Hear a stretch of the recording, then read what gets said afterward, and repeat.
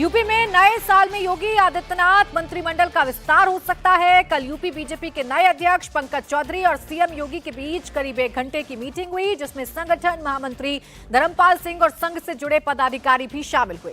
बताया जा रहा है कि मीटिंग में योगी मंत्रिमंडल विस्तार को लेकर चर्चा की गई है, जो मकर संक्रांति के बाद हो सकता है। योगी मंत्रिमंडल में फिलहाल 54 मंत्री है, जिन्हें बढ़ाकर 60 तक किया जा सकता है, जिसके चलते टीम योगी में 6 नए मंत्रियों के एंट्री की अटकलें चल रही हैं। बीजेपी के पूर्व प्रदेश अध्यक्ष भूपेंद्र चौधरी का नाम संभावित मंत्रियों की सूची में शामिल बताया जा रहा है। भूपेंद्र चौधरी 2022 में पार्टी संगठन का कार्यभार संभालने से पहले पंचायती राज मंत्री के रूप में काम कर रहे थे। ऐसे में उन्हें दोबारा से कैबिनेट में शामिल किया जा सकता है। मंत्रिमंडल का मेन फोकस क्षेत्रीय संतुलन पर होगा। केंद्रीय नेतृत्व से हरी झंडी मिलने के बाद यूपी में मंत्रिमंडल विस्तार हो सकता है। जातिगत समीकरणों को साधने के बाद अब जो क्षेत्रीय इम्बैलेंस इस वक्त संगठन में देखने को मिल रहा है या बीजेपी में देखने को मिल रहा है, उसे साधने की कोशिश की जाएगी। यूपी में अधिकतम 60 मंत्री बनाए जा सकते हैं। अभी योगी मंत्रिमंडल में 54 मंत्री हैं, 6 पद खाली हैं, 6 नए चेहरों को इसमें शामिल किया जा सकता है। क्षेत्रीय बैलेंस को साधने की कोशिश की जाएगी, क्योंकि पंकज चौधरी और योगी आदित्यनाथ दोनों ही एक क्षेत्र से आते हैं, दोनों ही गोरखपुर से आते हैं, तो गोरखपुर का दबदबा बढ़ गया है।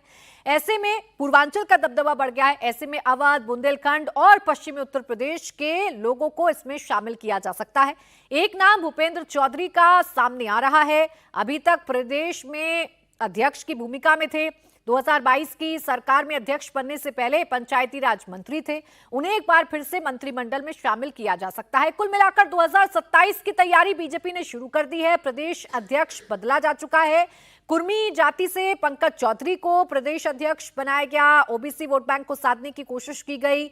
योगी आदित्यनाथ के साथ तालमेल बैठाने की कोशिश की गई। गोरखपुर से ही पंकज चौधरी आते हैं। पूर्वांचल का दबदबा फिलहाल संगठन में नजर आ रहा है। ऐसे में बाकी क्षेत्रों को भी बैलेंस करने की कोशिश की जाएगी। बाकी क्षेत्रों को भी बैलेंस किया जाएगा। अलग अलग चेहरों को जगह दी जा सकती है। नए चेहरों की एंट्री हो सकती है। जो नाम एक सामने आ रहा है वो भूपेंद्र चौधरी का है, जो पंकज चौधरी से पहले प्रदेश में संगठन की जिम्मेदारी संभाल रहे थे, यानी कि प्रदेश अध्यक्ष के तौर पर काम कर रहे थे। 2022 में मंत्री रह चुके हैं। एक बार फिर से उन्हें मंत्रिमंडल में शामिल किया जा सकता है। और कौन से नाम इसमें शामिल हो सकते हैं, इसको लेकर चर्चा हो चुकी है। पंकज चौधरी और मुख्यमंत्री योगी आदित्यनाथ के बीच में बैठक हो चुकी है और अब दिल्ली से मुहर लगने के बाद नए चेहरों का नाम सबके सामने आ जाएगा।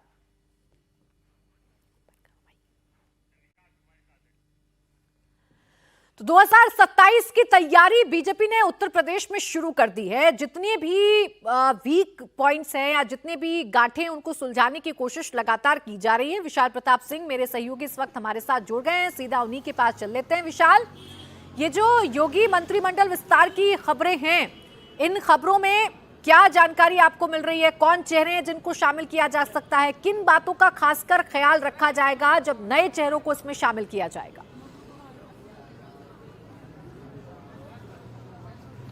देखिए, इसी को लेकर के कल जो कोर कमेटी की पहली बैठक है वो लखनऊ में मुख्यमंत्री का जो सरकारी रेजिडेंस है 5 कालीदास, वहां पर संपन्न हुई है। मुख्यमंत्री योगी आदित्यनाथ उसमें मौजूद थे और यूपी बीजेपी के प्रदेश अध्यक्ष पंकज चौधरी इस पदभार को संभालने के बाद पहली बार औपचारिक तौर पर मुख्यमंत्री के साथ कोर कमेटी की बैठक में बैठे थे।